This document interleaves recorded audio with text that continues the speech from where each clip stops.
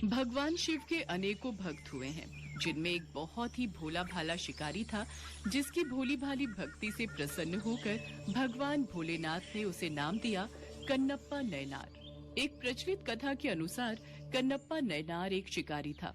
एक बार वो जंगल में शिकार के लिए गया। तभी वहाँ उसे एक मंदिर मिला जिसमें एक शिवलिंग था। उसके मन में शिव के लिए गहरा प्रेम भर गया और उसने वहाँ कुछ अर्पण करना चाहा। ये तो बहुत ही अद्भुत शिवलिंग है। मैंने सुना है कि भगवान के मंदिर में जब भी आओ तो कुछ न कुछ चढ़ावा उन्हें अर्पित करना पड़ता है, लेकिन समझ नहीं आ रहा कि कैसे और किस विधि से ये काम करते हैं। मेरे पास तो इस समय शिकार किया हुआ मांस ही है, यही शिवलिंग पर चढ़ा देता हूँ। शिकारी ने भोलेपन में अपने पास मौजूद मांस शिवलिंग पर अर्पित कर दिया और खुश होकर चला गया कि शिवजी ने उसका चढ़ावा स्वीकार कर लिया। उस मंदिर की देखभाल एक ब्राह्मण करता था, जो उस मंदिर से कहीं दूर रहता था।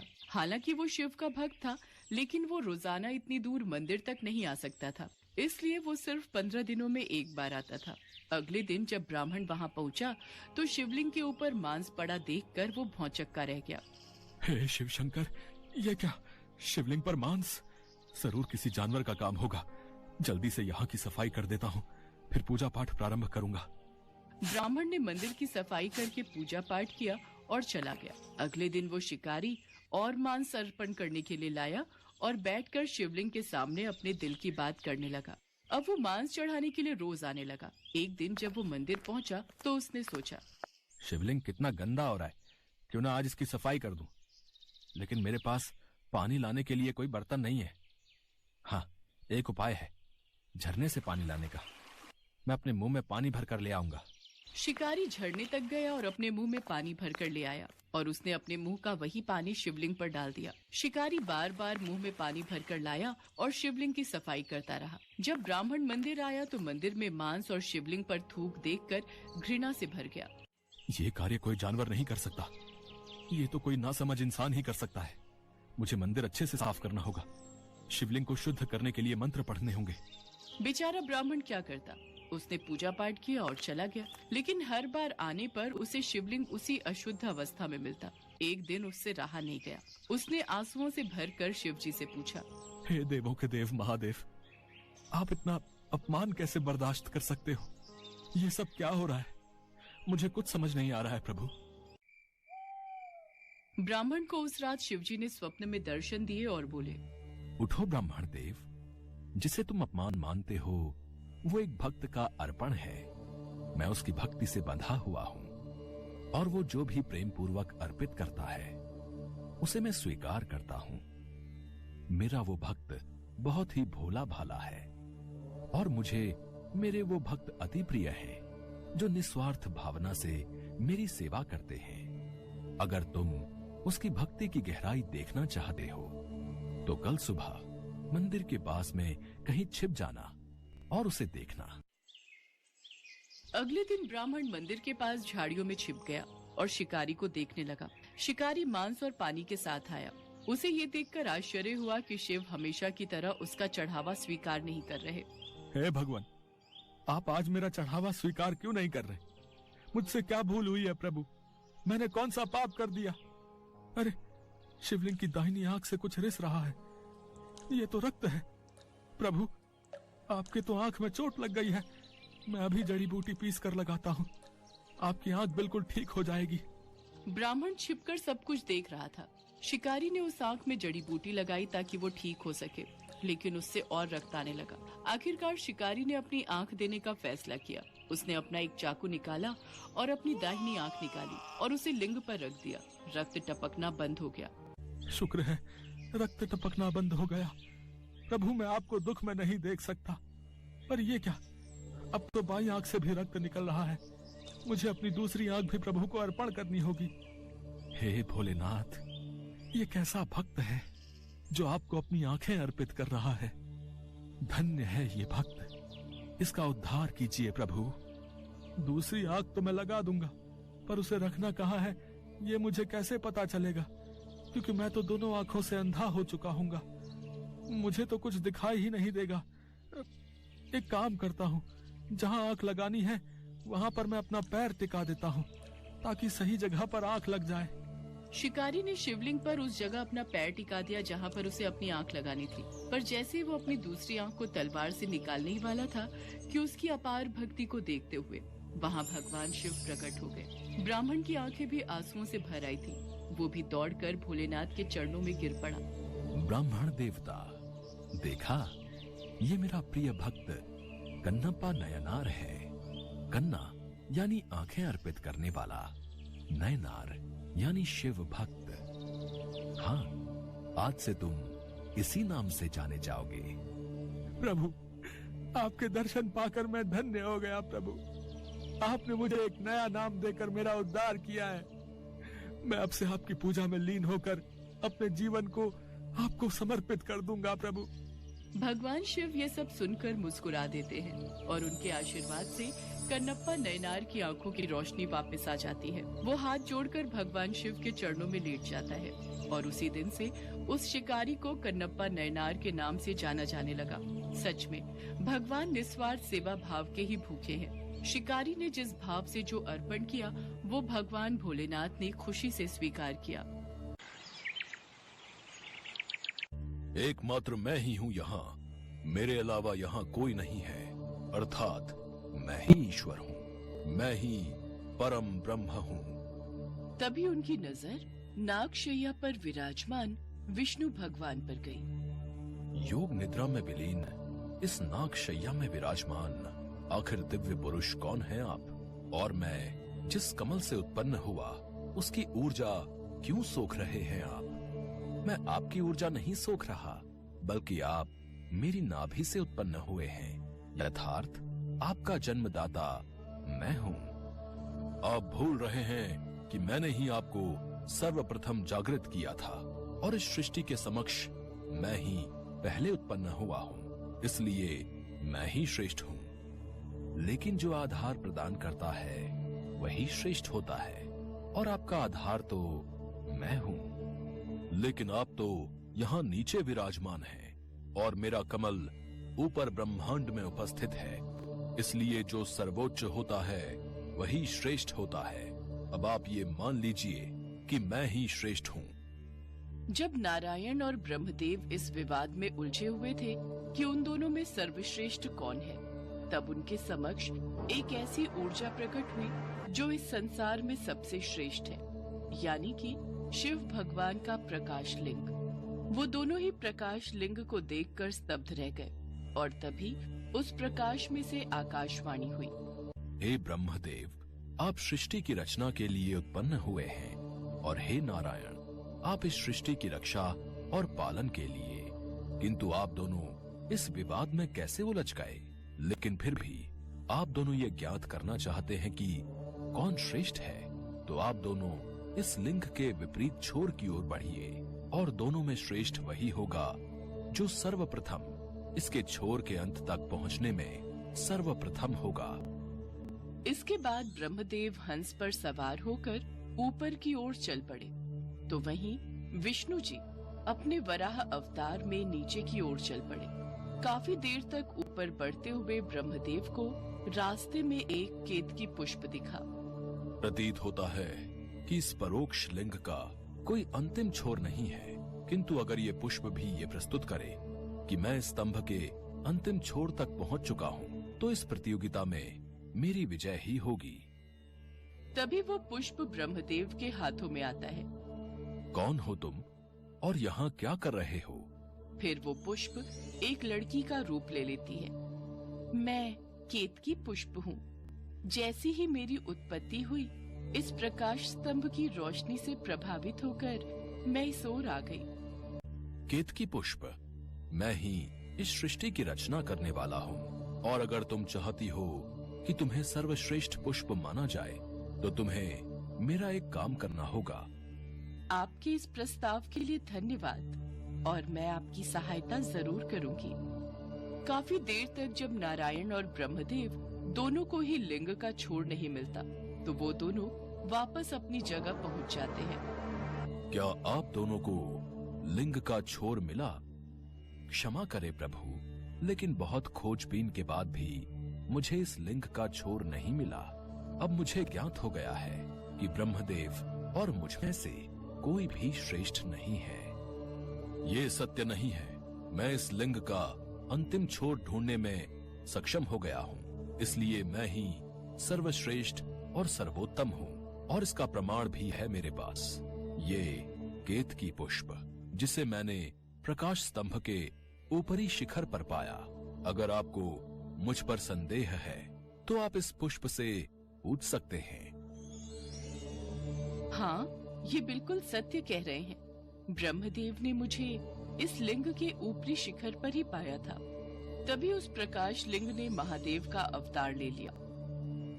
ब्रह्मदेव, तुमने असत्य बोलकर विजय प्राप्त करने की कोशिश की है, इसलिए मैं तुम्हें श्राप देता हूँ कि तुम्हारी ही रची हुई इस सृष्टि में तुम्हारी ही पूजा नहीं होगी।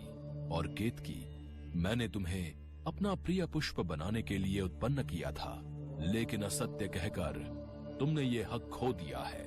मैं तुम्हें श्राप देता हूँ कि तुम्हें किसी पूजा में कोई मान्यता प्राप्त नहीं होगी और तुम्हें मंदिरों और पूजा स्थल से बाहर रखा जाएगा और केवल साज सज्जा के लिए ही तुम्हारा उपयोग होगा। नहीं प्रभु, मुझे क्षमा कीजिए। मेरा जन्म इस सृष्टि को उत्पन्न करने के लिए हुआ है। फिर आप कौन होते हैं मुझे श्राप देने वाले? आपके अहंकार ने आपके विवेक को हर लिया है, इसलिए आप मुझे देख पाने में असमर्थ हैं। मैंने ही आपको उत्पन्न किया है और आपके इस अहंकार को तोड़ना अत्यंत आवश्यक है। इतना कहते ही महादेव का उग्र रूप काल भैरव प्रकट होता है और क्रोधित होकर कहता है, पर ब्रह्म है आप, किंतु आपके अंदर का ये अहंकार आप में भ्रम उत्पन्न कर रहा है। ऐसा अहंकार और कटु वचन बोलने वाले आपके पंचम शीश को दंड भुगतना ही होगा। काल भैरव ने बिना देर किए पल भर में ही ब्रह्मदेव का 5वां शीश काट डाला और इस तरह उनके अहंकार को नष्ट कर डाला। उनमें शिवजी ने बनाई खीर। शिवपुर नाम के गांव में दीनानाथ नाम का एक गरीब ब्राह्मण रहता था। वह भगवान शिव का परम भक्त था, किंतु गरीब होने के कारण उसे शिव मंदिर में जाने की इजाजत नहीं थी। गांव के बड़े सेठ गरीबों को अपने सामने तुच्छ समझते थे, इसीलिए मंदिर में केवल अमीर लोगों को ही जाने की आज्ञा थी।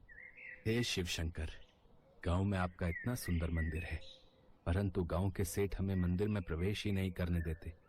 कब तक प्रभु हम आपके मंदिर के दर्शन के लिए प्रतीक्षा में रहेंगे? कुछ कीजिए प्रभु, कोई चमत्कार कीजिए ताकि हम गरीबों को भी आपके मंदिर में प्रवेश मिल सके। दीनानाथ जी, हमारे लिए होली क्या दिवाली क्या, हम कौन सा मंदिरों की रौनक देखने जा रहे हैं? गांव के जमींदार हम गरीबों को तुच्छ समझते हैं, इसलिए हमने तो अब इस पर विचार करना ही बंद कर दिया है। किंतु मेरा मन कहता है एक न एक दिन हम सभी को शिव मंदिर में प्रवेश अवश्य मिलेगा। भगवान के घर देर हो सकती है, किंतु वो अंधेर कभी नहीं होने देंगे। वो हमारी परीक्षा ले रहे हैं, उन्होंने हमारे लिए अवश्य ही कुछ सोचा होगा। दीनानाथ जी, इसमें आपकी भी कोई गलती नहीं है। मुझे तो ऐसा लगता है कि ये सब बातें आप केवल अपने मन को हल्का करने के लिए बोलते हो, जबकि आप भी ये सब सच जानते हो कि अमीर सेठ हम गरीबों को मंदिर में प्रवेश तो क्या, मंदिर के सीढ़ियों पर भी खड़े नहीं होने देते। अच्छा, मैं चलता हूँ, राम राम। गांव वालों की बातें सुनकर दीनानाथ उदास हो जाते थे। उनका विश्वास डगमगाने लगता था, पर अपने भगवान शिव के लिए अटूट भक्ति और प्रेम से भरा उनका हृदय फिर से विश्वास उत्पन्न कर देता था। हे शिव शंकर, मेरे विश्वास को टूटने मत देना। मुझ पर और इस गांव पर अपनी कृपा रखना प्रभु। सावन का महीना प्रारंभ हुआ। गांव के शिव मंदिर को सजाया गया।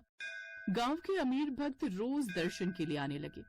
सावन के प्रत्येक सोमवार को शिव मंदिर में खीर का प्रसाद बांटा जाता था। अमीर भक्त स्वादिष्ट खीर का आनंद लेते थे, पर गरीब भक्त दूर से ही ये नजारा देखते रहते थे। एक दिन, अरे जमींदार साहब, अरे ये गरीब बच्चे को किसने मंदिर के आंगन में प्रवेश दिया है? हटाइए इस भिखारी को यहाँ से। ओए, यहाँ अंदर कैसे आया तू? हैं? चल निकल बाहर, लगता है पिट कर ही जाएगा। वह बालक कोई और नहीं बल्कि दीनानाथ जी का बड़ा बेटा सोहन था। तब एक आदमी दीनानाथ जी को ये बात बताने दौड़ा। अरे दीनानाथ जी, अरे आपके बेटे सोहन को जमींदार साहब पीट रहे हैं। क्या? दीनानाथ और उनकी पत्नी शांति दौड़ते हुए मंदिर के द्वार पर पहुंचे। ए दीनानाथ, अपने बच्चों को हाथ में रहना सिखा। ये मंदिर अमीरों के लिए है, और ज्यादा ही तेरे बच्चों को खीर खाने का शौक है तो कहीं दूसरे गांव भेज दे। वहां शायद भिखारी बनकर इन्हें खीर नसीब हो जाए, किंतु यहाँ इस मंदिर में हमारे होते हुए तेरे जैसे गरीब परिवारों को अनुमति कभी नहीं मिलेगी, समझा? चल जा यहाँ से। देखा, ये फल दे रहे हैं शिव आपकी भक्ति का। आपको कितनी बार कहा है इनकी भक्ति करना छोड़ दीजिए। ये शिव केवल अमीर भक्तों के ही साथ हैं। हम जैसे गरीब भक्त इनके लिए कुछ नहीं। छोड़ दीजिए शिव भक्ति, मत लीजिए शिव का नाम। क्या किया इन्होंने आपके लिए? आज सावन के सोमवार के दिन आपका बच्चा एक कटोरी खीर खाने के लिए तरस रहा है। क्या गलती थी मेरे बेटे की? बस जरा सी खीर ही तो मांग रहा था। आपके पुत्र पर अत्याचार हो रहा था और आपके शिव वहां मूर्ति में बैठे अन्याय होता देख रहे थे। दीनानाथ की आंखों से आंसू बह रहे थे। वो मौन थे, कुछ नहीं बोले। सोहन खीर को तरसता हुआ सो गया। दीनानाथ को उस रात नींद नहीं आई। वो मन ही मन उनसे सवाल कर रहे थे। क्यों प्रभु, क्यों? क्या कमी रह गई मेरी पूजा में जो आप ऐसा फल दे रहे हो? आप तो अंतर्यामी हो प्रभु। आप जानते हो हम गांव वालों के साथ गलत हो रहा है, फिर आप कुछ करते क्यों नहीं प्रभु? ऐसे ही करते करते सावन का आखिरी सोमवार आ गया। शिव मंदिर में विशाल खीर भंडारा आयोजित हुआ, पर गांव के गरीब लोगों को अभी तक सावन की खीर का प्रसाद खाने का सौभाग्य प्राप्त नहीं हुआ। अचानक एक व्यक्ति दीनानाथ के द्वार पर आया। उसके हाथ में कुछ सामान था। वह दीनानाथ से बोला, भैया जी, क्या मेरी थोड़ी सहायता करेंगे? हाँ हाँ बोलिए महाशय, मैं आपकी क्या सहायता कर सकता हूँ? भैया जी, मेरा नाम सोमनाथ है। आज मेरा सावन सोमवार का व्रत है। मुझे शिवजी के भोग के लिए खीर बनानी है। गांव वापस लौटते हुए तो शाम हो जाएगी, फिर खीर बना नहीं पाऊंगा। पत्नी मायके गई हुई है, घर पर कोई है नहीं, वरना पत्नी को ही बोलाता। मुझे शिव पूजन में खीर रखनी है। थोड़ी पूजा आरती के साथ आपके यहाँ खीर का प्रसाद बना लो तो बड़ी कृपा होगी। अरे हाँ हाँ महाशय, क्यों नहीं, आइए भीतर आइए। अरे शांति, ये सोमनाथ जी हैं। आज इनका भी हमारी तरह सावन सोमवार का व्रत है। ये पूजा आरती करके प्रसाद की खीर बनाना चाहते हैं। दीनानाथ की पत्नी ने हामी भर दी। सोमनाथ ने सामान झोले से निकाला और खीर बनानी शुरू कर दी, जिसे देखकर बच्चों के मुंह में पानी आ गया। हमारे घर में खीर बन रही है, मैं भी खाऊंगा। मंदिर में कोई नहीं देता, मुझे भी खीर खानी है, मुझे भी खीर खानी है। बच्चों, ये खीर इन काका की है। रुको दीनानाथ भैया, ऐसा न कहो। ये खीर सबके लिए है। भगवान शिव के नाम का प्रसाद आज गांव के हर परिवार को मिलेगा। आज श्रावण मास का अंतिम सोमवार है। भोलेनाथ के नाम की सावन की खीर सबको मिलेगी। जितनी चाहे खीर खाओ, पेट भर कर खाओ। जाओ भैया, सबको कह दो, आज तुम्हारे घर सावन की खीर का प्रसाद बट रहा है। सुनिए, ये खीर तो मुश्किल से एक व्यक्ति को पूरी होगी, और ये भैया बोल रहे हैं कि पूरे गांव को खीर का प्रसाद बांट दो। वही मैं भी सोच रहा हूँ। क्या सोच रहे हो भैया जी? जाओ जाओ, गांव वालों को न्योता दे दो। खीर का प्रसाद बट रहा है, आकर ग्रहण करेंगे। मैंने शिवजी को भोग लगा दिया है। किंतु सोमनाथ जी, खीर पूरी कैसे होगी? ये तो बहुत थोड़ी खीर है। तभी शिवजी अपने वास्तविक रूप में आ जाते हैं।